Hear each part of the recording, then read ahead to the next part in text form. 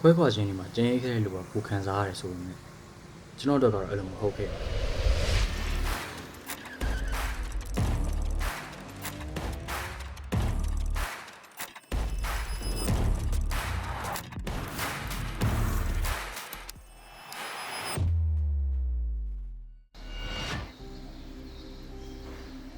စာမတ်တစ်ခုကနေပန်းနိုင်အောင်ရောက်ဖို့ကိုယ့်ရဲ့လူကခီကိုရောက်ဖို့ထက်ဖြတ်တန်းရတဲ့ခီကိုကျွန်တော်အားလုံးပို့ပြီးတမိုးထားကြရတယ်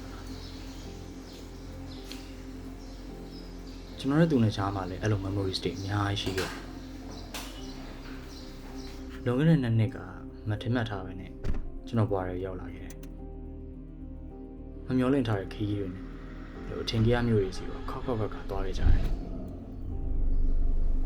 ကျွန်တော်ဒီကားလေးကိုချစ်တယ်သူ့ရဲ့အပိုင်းစားတိုင်းကိုချစ်တယ်ပြင်ဆင်စရိတ်တွေစီဝိုးတွေကနေစား air suspension ရဲ့ဆို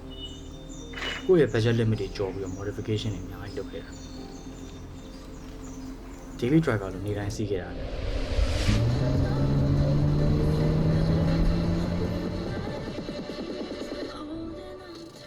ကျွန်တော်အများကြီးပြောခဲ့ရပါတယ်တငယ်ချင်းတွေမိတ်ဆွေတွေနဲ့ပြီးတော့အမှတ်တရတွေအများကြီးဖန်တီးခဲ့နိုင်တယ်လုံလောက်တာထက်ကိုပိုခဲ့ပါတယ်ဒါပေမဲ့ဘလောက်ပဲတန်ဖိုးထားပါစေချိန်ကြရင်တော့ကိုလန်းကိုရှောက်ရတာပဲမလား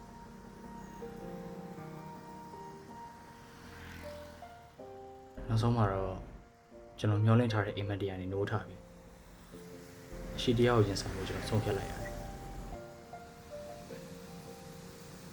ရေစက်မကုန်သေးရင်တော့ပြန်ဆောင်ရင်သေးရပါခုတော့နှုတ်ဆက်လိုက်ပါတယ် Farewell my friend